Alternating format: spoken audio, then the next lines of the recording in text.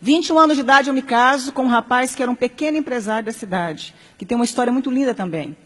E os meus pais foram no meu casamento para não ficar feio para a sociedade, porque até então eles também não conversavam comigo ainda, pelo fato de eu ter me apaixonado em Jesus. Meu casamento, então, meus pais foram. 1 ano de casada, eu fico grávida e tive um aborto de 3 meses. Passa um tempo, fico grávida de novo, outro aborto eu tive. Descobriu que eu tinha falta de progesterona e que não conseguia engravidar, nem segurar gestação alguma sem remédio para engravidar. Então eu tomo remédio, fico grávida novamente, e com 8 meses de gestação, justamente no dia que eu completo 24 anos de idade, nasce a minha primeira filha, Letícia, branquinha dos olhos azuis como o pai, linda. A minha mãe ainda era muito longe de mim, os meus pais não se aproximavam de mim pelo fato de eu estar apaixonada em Deus. E eu me lembro que a minha mãe, então, foi ao hospital porque era a primeira neta que havia chegado na casa. E neto quebranta muito o coração dos nossos avós, dos pais, né? Mamãe foi no hospital e eu me lembro que eu pensei assim, que coisa boa, que bom que a minha mãe veio aqui agora me ver a netinha, né? E eu lembro que quando a minha mãe chegou, passados uns 10 minutos, pediram a minha menina, a enfermeira me pediu a neném para dar banho na neném e me devolver para me ter alta. A minha mãe, então, sai do quarto, chama a minha mãe, entrega a neném, passa um pouquinho, a minha mãe sai do quarto, chamaram também meu marido, e eu fiquei sozinha. E eu ainda falei assim para Deus, que bom que nada teve que acontecer, porque a minha mãe agora voltou a falar comigo. E ela simplesmente se negava a falar comigo. E eu me lembro que naquele momento, então, entra no meu quarto a chefe da pediatria do Hospital da Mulher em Goiânia. Aquela chefe da pediatria começou a acalentar as minhas mãos como ia me dar alguma notícia. Ela disse, mãezinha, acabou de acontecer uma fatalidade. A sua filha acabou de cair do braço da enfermeira e veio a óbito. Minha primeira filha caiu do braço da enfermeira e veio a óbito.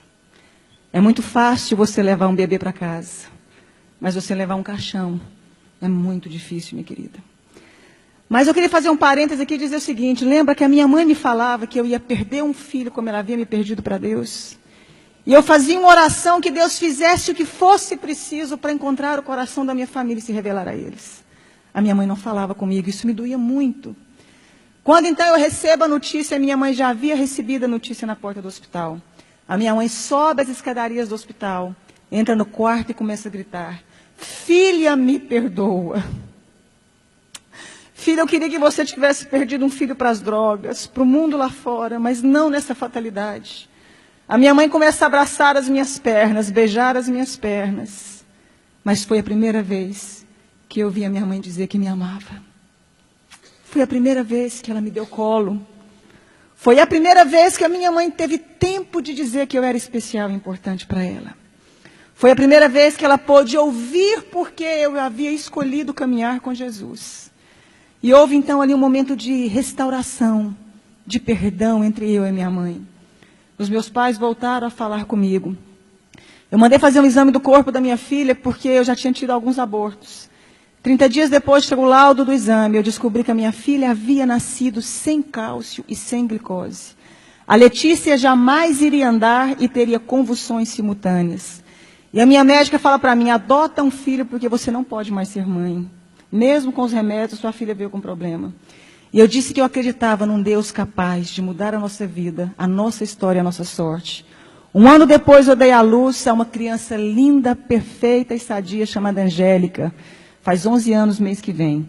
3 anos depois dei à luz a Annelise, tem 8 anos hoje. Mais 3 anos dei à luz ao Cirino Júnior.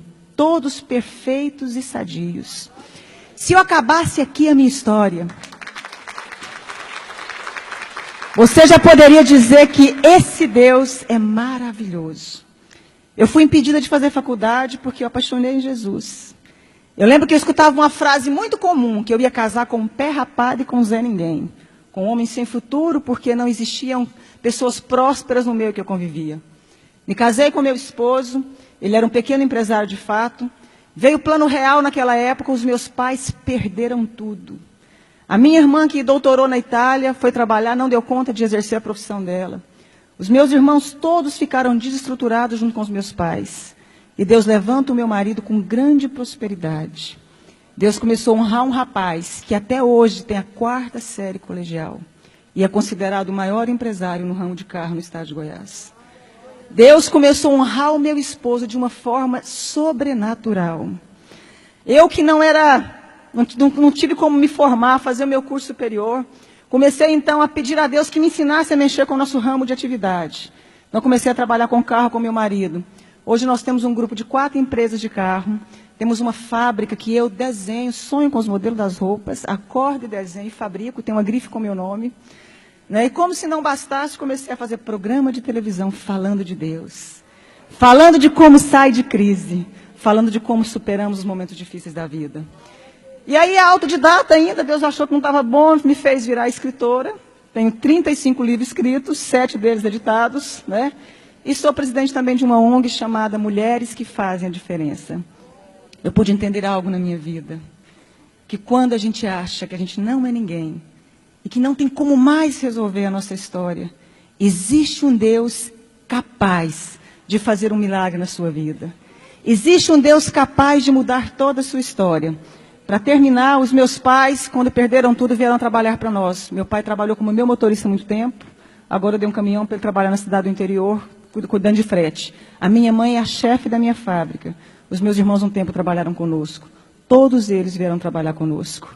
Deus, meu pai um dia chorando me disse, um dia eu te disse que Deus mudasse a sua história. Mas eu não imaginava que eu fazia parte dela. E eu quero dizer uma frase para você. Dentro do nosso tema.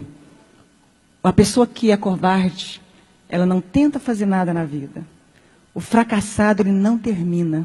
E o vencedor não desiste. Você nasceu para vencer.